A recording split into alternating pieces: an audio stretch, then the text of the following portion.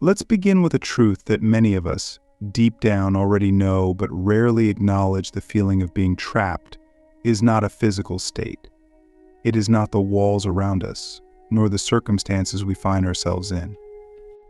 It is a story we tell ourselves about what we can or cannot do, who we are or are not allowed to be, and what life is supposed to look like.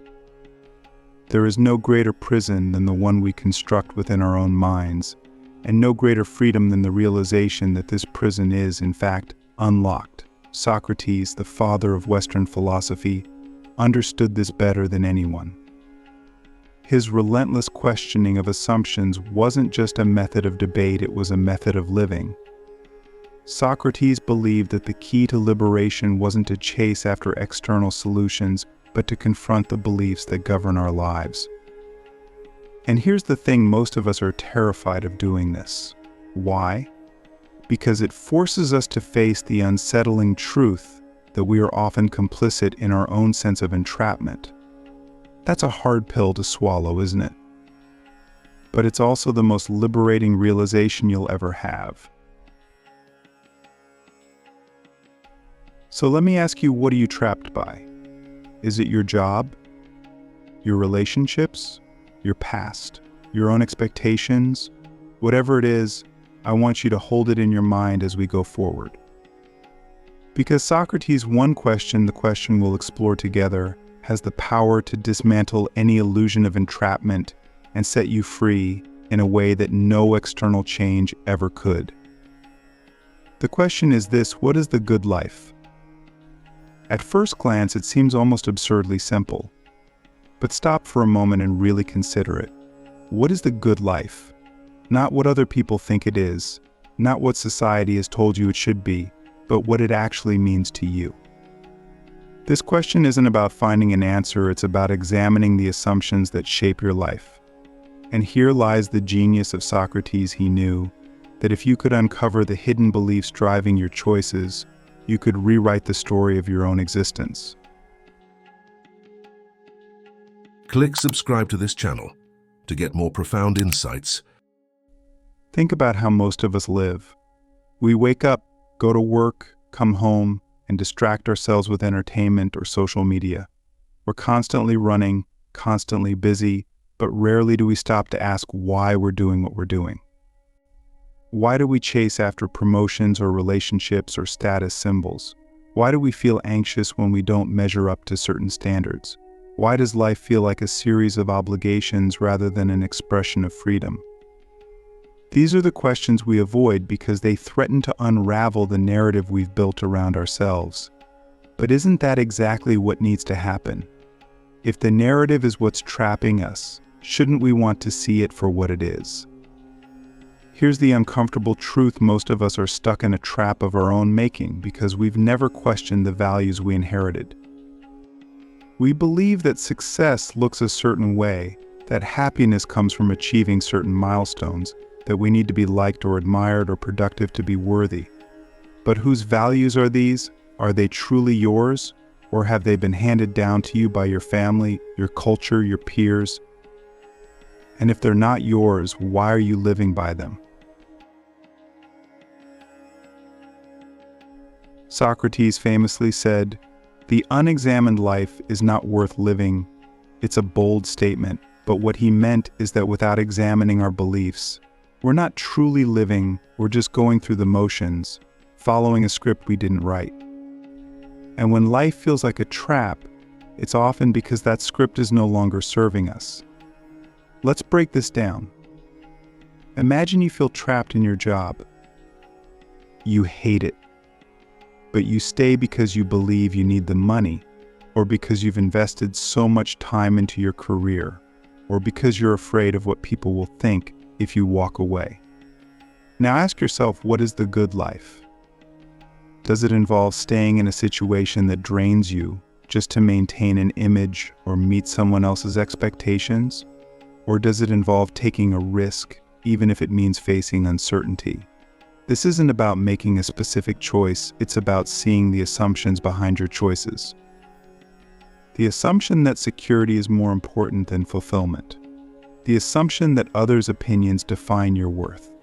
the assumption that your past investments dictate your future. Once you start questioning these beliefs, something remarkable happens. The walls of the trap begin to crumble. But here's the catch: questioning your beliefs is terrifying. It forces you to confront the possibility that you've been living inauthentically, that you've been prioritizing the wrong things, that you've been complicit in your own suffering. And yet, isn't that also the most empowering realization you could have? If you've been complicit in creating the trap, it means you also have the power to dismantle it. So let me ask you again, what is the good life? Don't rush to answer.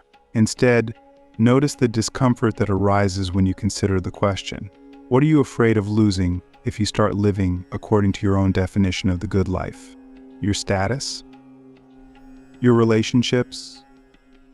Your sense of identity? And here's the deeper question: are those things really worth sacrificing your freedom for? Socrates believed that true freedom comes from aligning your life with your own understanding of the good. But that requires brutal honesty. It requires admitting that you've been chasing things that don't truly matter to you, that you've been living according to values you don't actually believe in. And it requires the courage to start living differently, even if it means disappointing others or stepping into the unknown.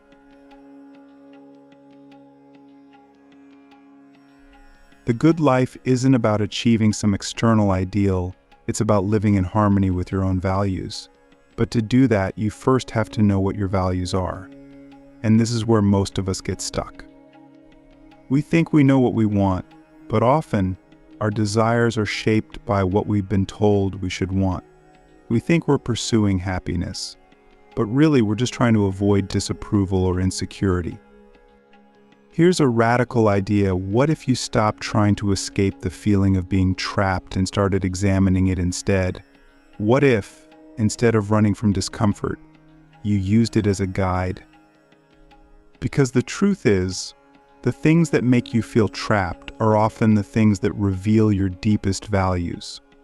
If your job feels like a prison, it might be because you value creativity or freedom or purpose, and your current situation isn't honoring those values.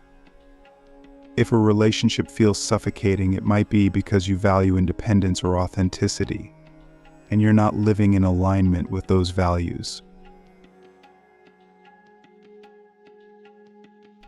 The feeling of being trapped is not your enemy, it's a signal. It's a sign that something in your life is out of alignment with what you truly care about. But instead of listening to that signal, most of us try to silence it. We distract ourselves, we blame external circumstances, or we tell ourselves that this is just how life is. But what if you allowed yourself to really feel that discomfort and let it guide you toward the good life? Socrates' question isn't meant to give you easy answers. It's meant to disrupt your comfort zone, to shake you out of complacency, to force you to confront the assumptions that are keeping you stuck. It's not an intellectual exercise, it's a way of life. And the more you engage with it, the more you'll realize that the only thing truly trapping you is your unwillingness to question the story you're living by.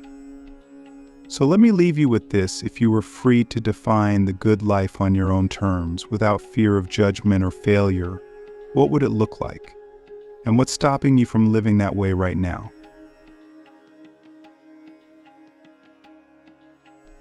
If you're still here, it means something in you is ready to go deeper. Maybe you've begun to sense that the feeling of being trapped isn't just a state of life, but a state of mind. Maybe a part of you is starting to see that the walls you've been pushing against aren't as solid as they once seemed. Or maybe, just maybe, you're starting to suspect that the real power keeping you in place isn't external at all, it's internal. Let's look at this more closely. When we feel trapped, we instinctively look outward for the cause. We blame our circumstances. If only I had a different job, a better partner, more money, more time. Or we blame other people. If only my boss wasn't so demanding, my parents weren't so critical, my partner wasn't so controlling, And while these explanations might hold elements of truth, they're rarely the full picture. Because here's the question we often avoid: why do we allow these things to trap us? Why do we tolerate situations that conflict with our values? Why do we stay in environments that stifle us, relationships that constrain us, routines that drain us?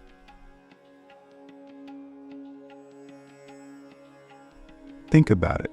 Why do you stay where you are? Now, you might be tempted to say, I don't have a choice, but is that really true? Or is it that the alternative seems too frightening, too uncertain, too costly? Because the truth is, when you drill down into it, most of the reasons we feel trapped boil down to fear. Fear of failure, fear of rejection, fear of loss, fear of the unknown. And fear, as powerful as it feels, only has one source: the stories we tell ourselves.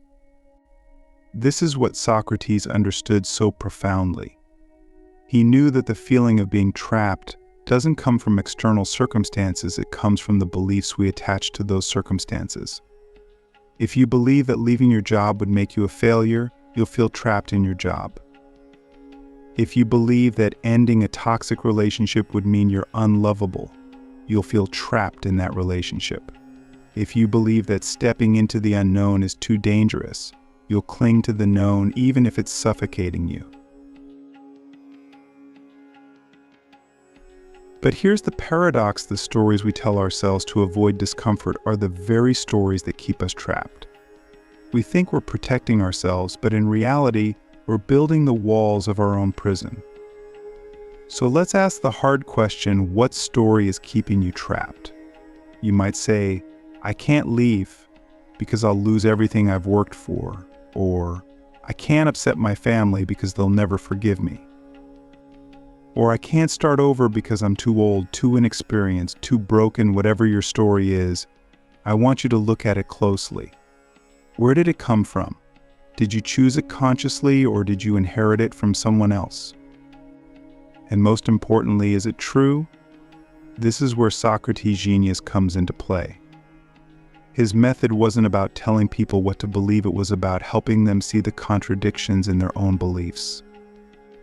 Because once you see the cracks in your story, it's impossible to keep living by it.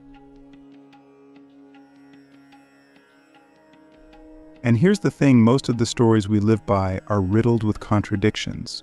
We say we value freedom, but we choose security. We say we want to be happy, but we cling to things that make us miserable. We say we want to live authentically, but we conform to others' expectations. So let's get real. What do you actually value? Not what you've been told to value, but what truly matters to you. Is it freedom? Authenticity? Connection? Growth? And here's the harder question: are you living in alignment with those values, or have you been compromising them to stay safe? This is where the work begins. Because the moment you start to see the gap between what you value and how you're living, the feeling of being trapped takes on a new meaning. It's no longer something being done to you. It's something you're participating in. And that's a painful realization. But it's also the most empowering one you can have. Why? Because it means the power to escape the trap has been in your hands all along. It means you don't have to wait for your circumstances to change, for someone to rescue you, for the perfect moment to arrive. You can start dismantling the walls right now, simply by questioning the beliefs that built them. But let's not sugarcoat this. Questioning your beliefs is hard. It's uncomfortable. It's terrifying. Because when you let go of an old story, you're left with a void. You're left with uncertainty. And as human beings, we're wired to avoid that at all costs. We'd rather cling to a flawed story than face the unknown. But here's the thing: the unknown is where freedom lives. Think about it. Every great shift in your life, every moment of growth, every breakthrough, every step toward authenticity has come not from staying in your comfort zone, but from stepping into the unknown. The unknown is where you get to write a new story, one that aligns with your values, one that reflects who you truly are. So let me ask you, what would it look like to let go of the story that's keeping you trapped? What would it feel like to stop living by someone else's expectations and start living by your own values? This isn't about making a dramatic change overnight. It's about taking one small step toward freedom, one small step toward alignment. Maybe it's having a difficult conversation you've been avoiding. Maybe it's saying no to something that doesn't serve you. Maybe it's simply admitting to yourself that you're not happy with the way things are. But here's the catch: freedom comes with responsibility. The moment you realize you're not trapped by your circumstances but by your own beliefs, you can no longer blame anyone else for your unhappiness.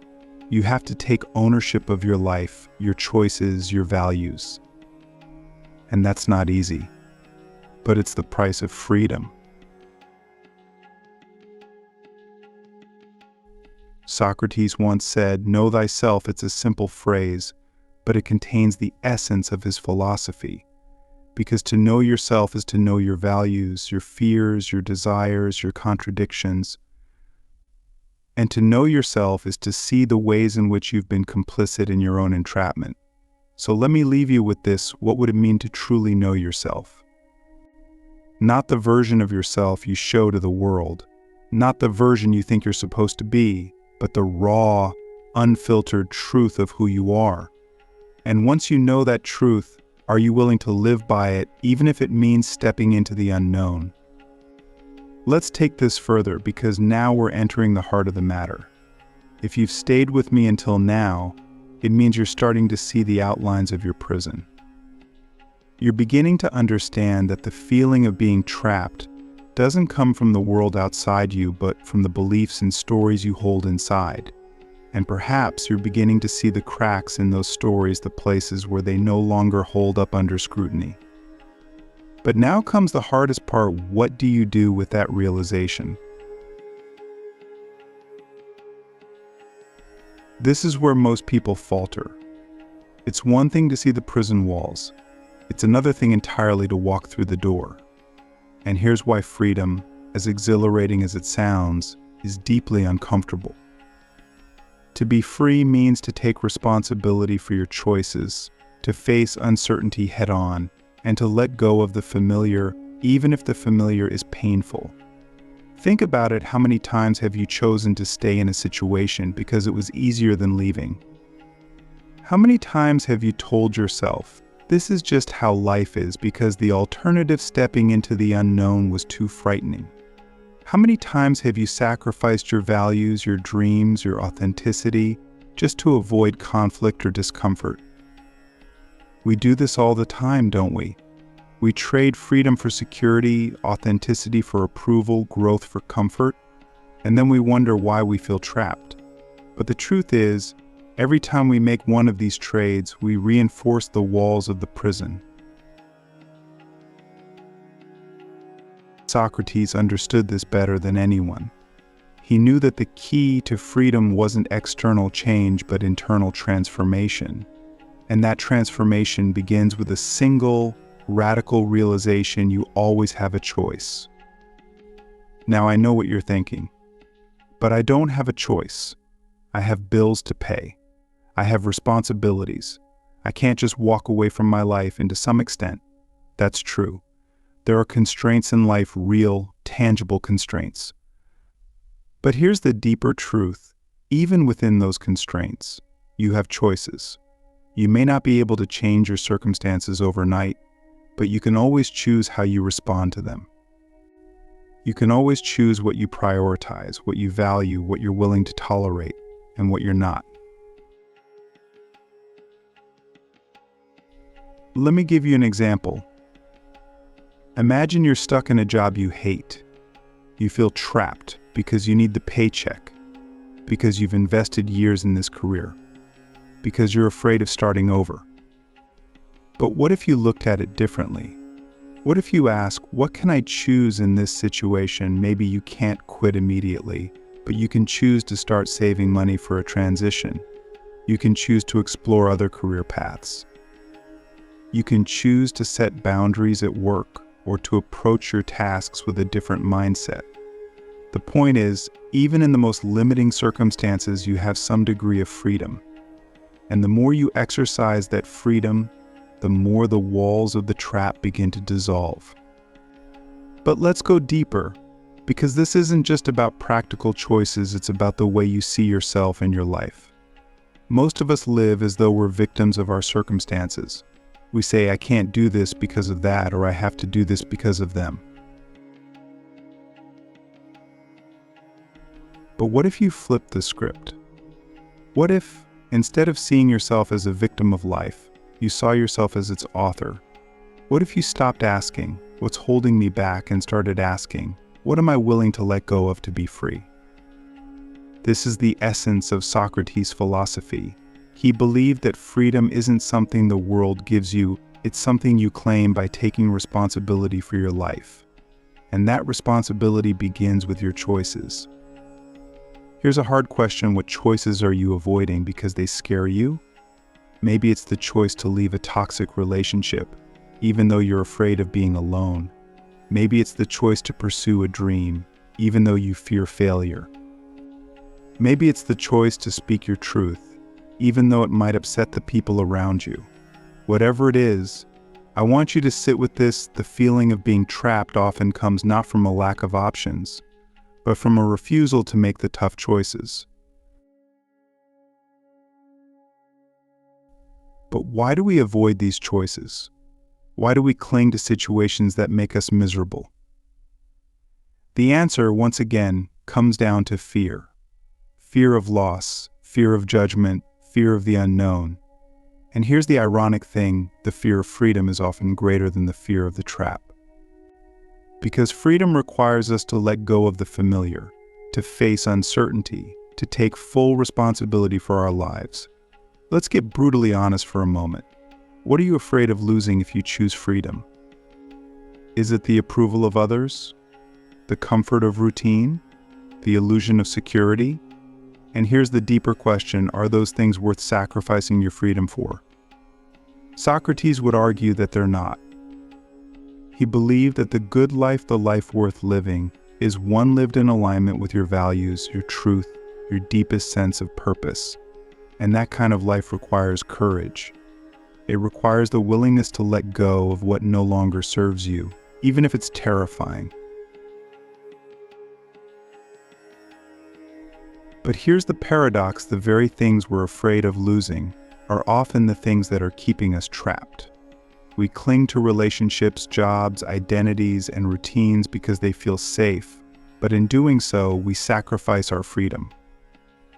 And the longer we hold on, the tighter the trap becomes. So let me ask you, what are you holding on to that's holding you back? Is it a belief about what you're capable of? Is it a fear of what others will think? Is it a story about what your life is supposed to look like? And here's the harder question: what would it take for you to let go? Socrates, that true freedom comes not from escaping your circumstances, but from mastering your mind. And that mastery begins with a choice to stop running from discomfort, to stop blaming others, to stop waiting for the perfect moment. A choice to take ownership of your life, even if it means facing uncertainty. Because here's the truth: the feeling of being trapped is not a life sentence. It's a wake-up call. It's an invitation to examine your beliefs, to question your assumptions, to make the hard choices that lead to freedom. And while it's not easy, it's the only way to live a life that's truly your own. So let me leave you with this: if you weren't afraid of losing anything, what would you choose right now? And what's stopping you from making that choice?